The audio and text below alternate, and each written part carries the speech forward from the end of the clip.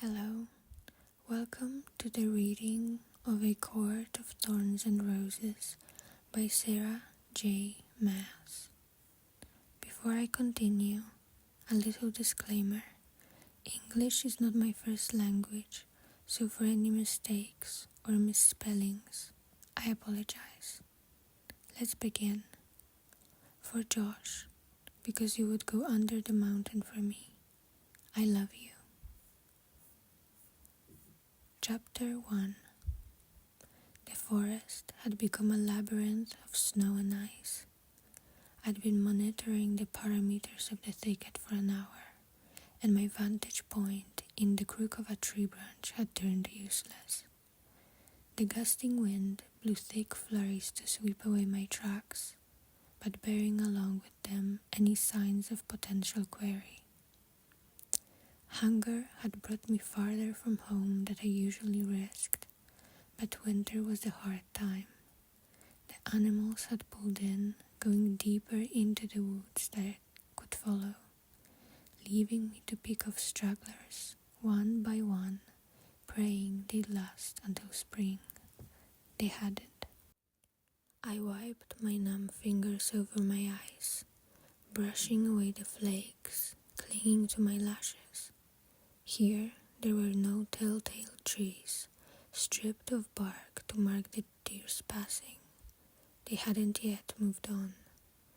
They would remain until the bark ran out, then travel north, past the wolf's territory, and perhaps into the very lands of Prithian, where no mortals would dare go, not unless they had a death wish. A shudder skittered down my spine at the thought, and I shoved it away, focusing on my surroundings, on the task ahead. That was all I could do, all I'd been able to do for years, focus on surviving the week, the day, the hour ahead. And now, with the snow, I'd be lucky to spot anything, especially from my position up in the tree, scarcely able to see 15 feet ahead. Stifling as a groan as my stiff limbs protested at the movement, I unstrung my bow before easing off the tree. The icy snow crunched under my fraying boots, and I ground my teeth. Low visibility, unnecessary noise. I was well on my way to yet another fruitless hunt. Only a few hours of daylight remained. If I didn't leave soon, I'd have to navigate my way home in the dark, and the warnings of the town hunters still rang fresh in my mind. Giant wolves were on the prowl and in numbers, not to mention whispers of strange folk spotted in the area, tall and eerie and deadly. Anything but fairies, the hunters had besieged our long-forgotten gods, and I had secretly prayed alongside them. In the 8 years we'd been living in our village, 2 days' journey from the immortal border of Prithian, we'd been spared an attack, though traveling peddlers sometimes brought stories of distant border towns, left in splinters and bones and ashes. These accounts, once rare enough to be dismissed by the village elders as hearsay, had in recent months become commonplace whisperings on every market day. I had risked much in coming so far into the forest, but we'd finished our last loaf of bread yesterday and the remainder of our dried meat the day before. Still, I would have rather spent another night with a hungry belly than found myself satisfying the appetite of a wolf or a fairy. Not that there was much of me to feast on. I turned gangly by this time of the year and could count a good number of my ribs. Moving as nimbly and quietly as I could between the trees, I pushed a hand against my hollow and aching stomach. I knew the expression that would be on my two elder sister faces when I returned to our cottage empty-handed yet again. After a few minutes of careful searching, I crouched in a cluster of snow-heavy brambles.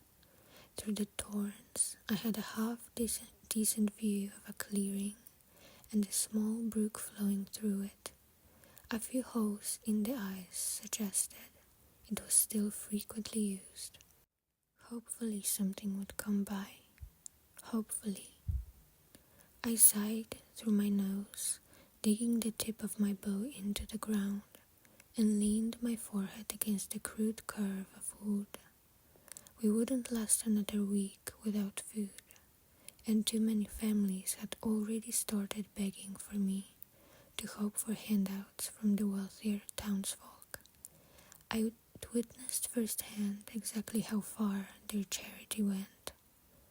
I eased into a more comfortable position and calmed my breathing, straining to listen to the forest over the wind. The snow fell and fell, dancing and curling like sparkling spindrifts, the white fresh and clean against the brown and grey of the world. And despite myself, despite my numb limbs, I quieted that relentless vicious part of my mind to take in the snow-veiled woods. Once it had been second nature to savor the contrast of new grass against dark, tilled soil, or an amethyst brooch nestled in folds of emerald silk. Once I dreamed and breathed and thought in color and light and shape.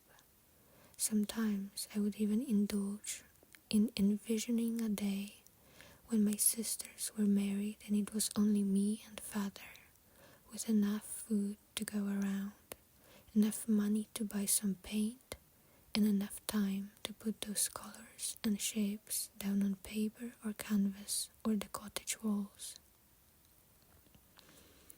Not likely to happen anytime soon, perhaps ever. So I was left with moments like this, admiring the glint of pale winter light on snow.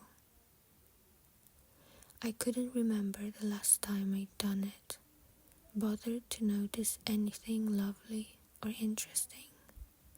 Stolen hours in a discreet barn with Isaac Hale didn't count. Those times were hungry and empty, and sometimes cruel, but never lovely. The howling wind calmed into a soft sighing. The snow fell lazily now in big, fat clumps that gathered along every nook and bump of the trees. Mesmerizing, the lethal, gentle beauty of the snow. I'd soon have to return to the muddy, frozen roads of the village, to the cramped heat of our cottage. Some small, fragmented part of me recoiled at the thought. Brushes rustled across the clearing. Drawing my bow was a matter of instinct. I peered through the thorns and my breath caught. Less than 30 paces away stood a small doe, not yet too scrawny from winter, but desperate enough to wrench bark from a tree in the clearing. A deer like that could feed my family for a week or more. My mouth watered. Quiet as the wind hissing through dead leaves, I took aim. She continued tearing off strips of bark, chewing slowly, utterly unaware that her death waited yards away. I could try half the meat and we could immediately eat the rest. Stews, pies. Her skin could be sold, or perhaps turned into clothing for one of us. I needed new boots, but Elaine needed a new cloak, and Nesta was prone to crave anything someone else possessed. My fingers trembled. So much food. Such salvation. I took a steadying breath, double-checking my aim. But there was a pair of golden eyes shining from the brush, adjacent to mine. The forest went silent, the wind died, even the snow paused. We mortals no longer kept gods to worship, but if I had known their last names, I would have prayed to them, all of them. Concealed in the thicket, the wolf inched closer, its gaze set on the oblivious doe. He was enormous, the size of a pony, and though I'd been warned about their presence, my mouth turned bone dry. But worse than his size was his unnatural stealth. Even as he inched closer in the brush, he remained unheard, unspotted by the doe. No animal that massive could be so quiet. But if he was no ordinary animal, if he was of Prithian origin, if he was somehow a fairy, then being eaten was the least of my concerns. If he was a fairy, I should already be running. Yet maybe it would be a favor to the world, to my village, to myself, to kill him while I remained undetected. Putting an arrow through his eye would be no burden. But despite his size, he looked like a wolf, moved like a wolf, animal, I reassured myself. Just an animal. I didn't let myself consider the alternative, not when I needed my head clear, my breathing steady. I had a hunting knife and 3 arrows. The first 2 were ordinary arrows, simple and efficient, and likely no more than bee stings to a wolf that size. But the 3rd arrow, the longest and heaviest one, I'd bought from a traveling peddler during a summer when we'd had enough coppers for extra luxuries. An arrow carved from mountain ash, armed with an iron head. From songs sung to us as lullabies over our cradles, we all knew from infancy that fairies hated iron. But it was the ash wood that made their immortal, healing magic falter long enough for a human to make a killing blow. Or so legend and rumor claimed. The only proof we had of the ash's effectiveness was its sheer rarity. I'd seen drawings of the trees, but never one with my own eyes. Not after the High Fae had burned them all long ago. So few remained, most of them small and sickly and hidden by the nobility within high-walled groves. I'd spent weeks after my purchase debating whether that overpriced bit of wood had been a waste of money or a fake, and for 3 years the ash arrow had sat unused in my quiver. Now I drew it, keeping my movements minimal, efficient, anything to avoid that monstrous wolf looking in my direction. The arrow was long and heavy enough to inflict damage, possibly kill him, if I aimed right. My chest became so tight it ached, and in that moment I realized my life boiled down to one question. Was the wolf alone? I gripped my bow and drew the strings farther back. I was a decent shot, but I never faced a wolf. I thought it made me lucky, even blessed, but now I didn't know where to hit or how fast they moved. I couldn't afford to miss, not when I had only one ash arrow. And if it was indeed a fairy's heart pounding under that fur, then good riddance. Good riddance after all their kind had done to us. I wouldn't risk this one later creeping into our village to slaughter and maim and torment. Let him die here and now. I'd be glad to end him. The wolf crept closer, and a twig snapped beneath one of his paws, each bigger than my hand. The doe went rigid. She glanced to either side, ears straining towards the great sky. With the wolf's downwind position, she couldn't see or smell him. His head lowered, and his massive silver body, so perfectly blended into the snow and shadows, sank onto its haunches. The doe was still staring in the wrong direction. I glanced from the doe to the wolf and back again. At least he was alone. At least I'd been spared that much. But if the wolf scared the doe off, I was left with nothing but a starving, oversized wolf, possibly a fairy, looking for the next best meal.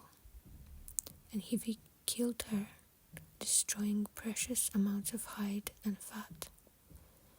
If I judged wrongly, my life wasn't the only one that would be lost, but my life had been reduced to nothing but risks these past 8 years that I'd been hunting in the woods, and I'd picked correctly most of the time.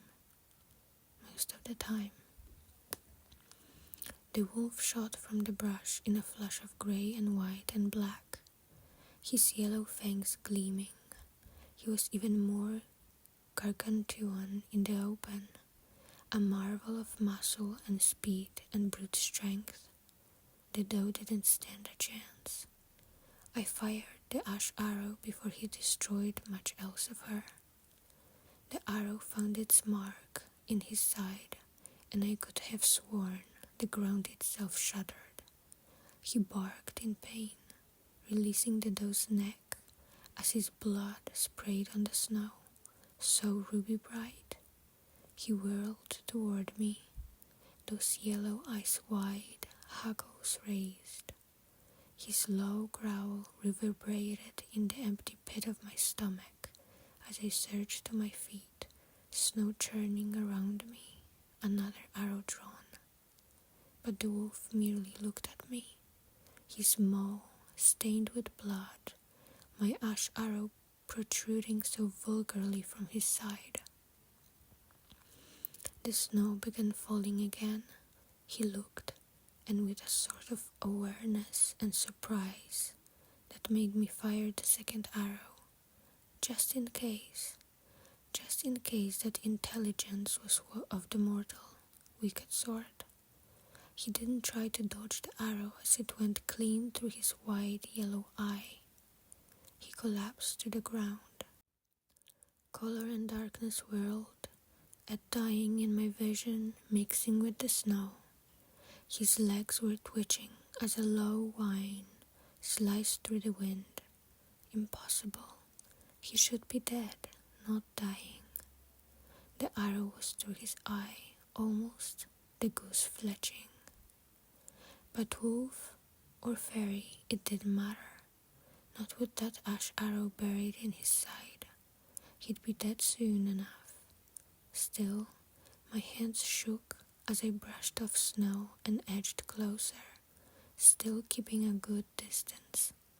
Blood gushed from the wounds I'd given him, staining the snow crimson.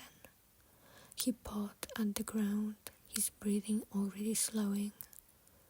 Was he in much pain, or was his whimper just his attempt to shove death away? I wasn't sure. I wanted to know.